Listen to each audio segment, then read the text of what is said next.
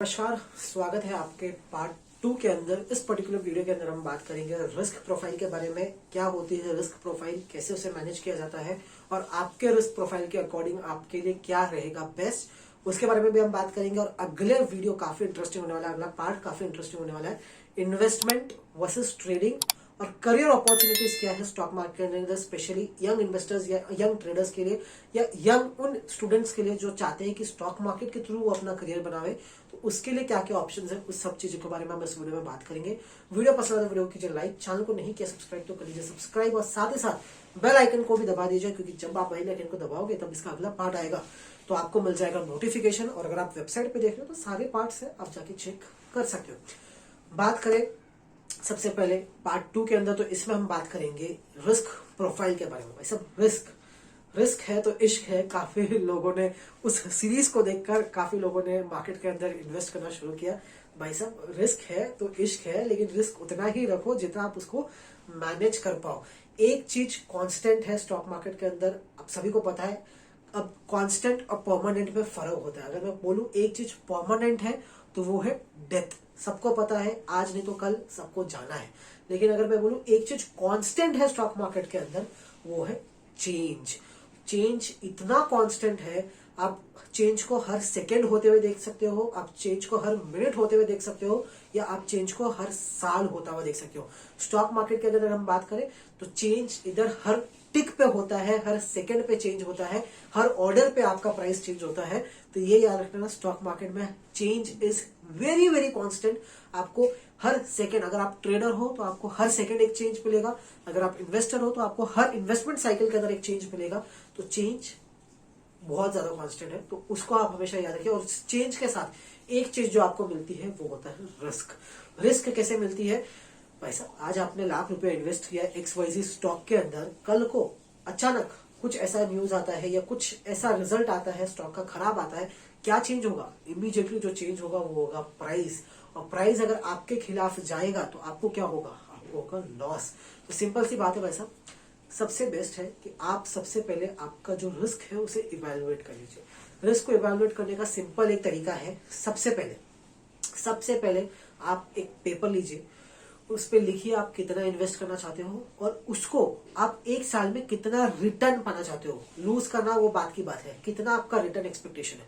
अगर आपका return expectation over and above 10% to 12%, जो कि एक नॉर्मल स्टॉक मार्केट के अंदर एक म्यूचुअल फंड में आपको मिलता है, उससे ज्यादा का आपका रिटर्न का एक्सपेक्टेशन है, तो उसी के प्रोपोर्शनल में आपको ये भी पता होना चाहिए कि जब आपका रिटर्न का एक्सपेक्टेशन 12% से ऊपर आता है स्टॉक मार्केट के अंदर, यूजुअली 12-13% से ऊपर आता है स्टॉक मार्केट के अंदर, तो आपका जो रिस्क है वो भी इक्वली उसको डबल आप कर सकते हो। रिस्क को इक्वली डबल करना यानी अगर आप 13% का रिटर्न चाहते हो तो आपको ये भी माइंड में याद रखना पड़ेगा, अगर मैं 13% कमाना चाहता हूं तो मैं 26% गंवाना भी, अगर 26% चला भी जाता तो मेरे को कोई प्रॉब्लम नहीं होनी चाहिए। अगर 26% का मुझे लॉस भी होता है एक साल के अंदर तो मुझे कोई प्रॉब्लम नहीं होना चाहिए, क्योंकि आपका जो रिस्क है वो आपका 2 टाइम्स आप हमेशा मान के चलिए करिए। और एज ए इन्वेस्टर में अगर मैं बात करूं तो इन्वेस्टर के लिए सबसे बड़ी रिस्क ये होती है कि अगर आप एक पर्टिकुलर स्टॉक में इन्वेस्ट कर रहे हो और आपका पोर्टफोलियो डाइवर्सिफाइड नहीं है, सबसे पहले आपको आपका पोर्टफोलियो डाइवर्सिफाइड करना काफी इंपॉर्टेंट है। पोर्टफोलियो को डाइवर्सिफाई नहीं करोगे, कंसेंट्रेटेड रखोगे 1-2-3 कंपनीज के अंदर या खाली इक्विटी के अंदर अगर उसका आप कंसेंट्रेटेड रखोगे तो आपकी रिस्क उतनी ही बढ़ती चली जाएगी। अगर फॉर एग्जाम्पल की मैं बात करूं, आपके बिल्डिंग के नीचे लोकल 3-4 किराना शॉप्स होगी, ठीक है, 3-4 किराना शॉप्स होगी या अलग अलग टाइप के शॉप्स होंगे। उसमें से मैं अगर आपको बोलूं कोई एक पर्टिकुलर शॉप को आप पिक कीजिए, उसमें पैसा आप लगाइए, जो भी प्रॉफिट होगा वो आपका होगा। क्या आप लगाओगे? जब आपको बारी आती है पैसा लगाने की, जब आप क्या सोचोगे कि भाई साहब इधर शॉप्स इतनी सारी है, उसमें से अगर मैं बेस्ट पे जाऊंगा तो ही मेरे को रिटर्न मिलेगा, अगर मैं किसी और शॉप में चला गया मुझे गारंटी नहीं है कि कितना रिटर्न मिलेगा, कितना रिस्क है, क्या है, मुझे उस बिजनेस का कोई नॉलेज नहीं है। अगर आपको उस बिजनेस का कोई नॉलेज नहीं है, आपको पता नहीं है कि साल भर के अंदर वो आदमी कितना कमा सकता है या कितना कमा के आपको दे सकता है, तो वैसे ही स्टॉक मार्केट में आप उन्हीं बिजनेस में इन्वेस्ट कीजिए। स्पेशली जो यंग इन्वेस्टर्स है, मैं उनके लिए कह रहा हूँ, आप उन्हीं बिजनेस में इन्वेस्ट कीजिए अभी के, जब आप स्टार्ट कर रहे हो। जब आपके 2-3-4 साल मैक्सिमम निकल जाएंगे तब आप जाके थोड़ा अपने और एक थोड़ा रिस्की बिजनेस में इन्वेस्ट कर सकते हो। अभी स्पेशली आप उन्हीं बिजनेसेस में इन्वेस्ट कीजिए जिन बिजनेसेस को आप समझ सकते हैं। जी हाँ, समझ सकते हैं। स्टॉक मार्केट के अंदर कंपनीज की कोई कमी नहीं है। आपको गेमिंग कंपनी समझ में आती है, गेमिंग कंपनीज है। आपको बैंक्स ज्यादा, फाइनेंस ज्यादा समझ में आता है, आपके लिए फाइनेंस है, बैंक्स है, एनबीएफसीज है। अगर आपको FMCG, fast moving consumer good समझ में आता है, आपके पास वो है। अगर आपको आईटी, सॉफ्टवेयर डेवलपमेंट के अंदर आपको ज्यादा नॉलेज पड़ती है तो आपके पास वो है। अगर आपको ऑटोमोबाइल्स की ज्यादा नॉलेज है तो आपके पास वो है। ये होते हैं अलग अलग सेक्टर स्टॉक मार्केट के अंदर। जब आप किसी एक पर्टिकुलर सेक्टर में इन्वेस्ट करते हो, वहां पर आपका रिवॉर्ड भी काफी मैक्सिमम काफी अच्छा होता है। क्योंकि समझिए, अगर आपको एक सेक्टर समझ में आता है और वो सेक्टर काफी बूम पे है, काफी अच्छा चल रहा है, तो उसमें आपको रिवॉर्ड भी काफी अच्छा मिलेगा। और वहां पे आप रिस्क भी आपकी मैनेज कर पाओगे। कैसे? जब आपको उस सेक्टर का पूरा नॉलेज है, अगर आपको पता है कि ये सेक्टर के अंदर आने वाले टाइम में ये प्रॉब्लम्स हो सकती है या ये अपॉर्चुनिटीज है, तो आपको पता होगा कि जी हाँ, अगर ये अपॉर्चुनिटीज को मुझे कैप्चर करना है तो मुझे कुछ तो रिस्क उठाना पड़ेगा। और अगर आप रिस्क टेकर नहीं हो, अगर आप संतुष्ट हो 12% 15% रिटर्न्स के लिए, तो डेफिनेटली मैं तो आपको यही रिकमेंड करूंगा कि आप म्यूचुअल फंड्स में इन्वेस्ट कीजिए। दी बेस्ट ऑप्शन है। अगर आपको म्यूचुअल फंड स्टॉक्स में जाना है तो निफ्टी 50 के टॉप 10 कंपनीज को लीजिए, इक्वली आप उसके अंदर पैसा डालिए। वो मेरे लिए, मैं कहूंगा कि मेरे हिसाब से तो बेस्ट निकल के आता है, जो कम रिस्क टेकर्स है। और पोर्टफोलियो को डाइवर्सिफाई बिल्कुल कीजिए।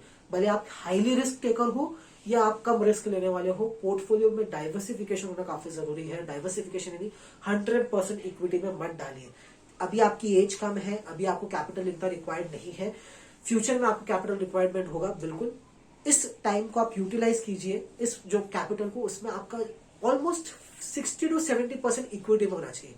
स्पेशली जो 25 के नीचे है, उनका जो इक्विटी के अंदर जो प्रोपोर्शनेट होना चाहिए, मिनिमम 60 to 70% होना चाहिए। क्यों?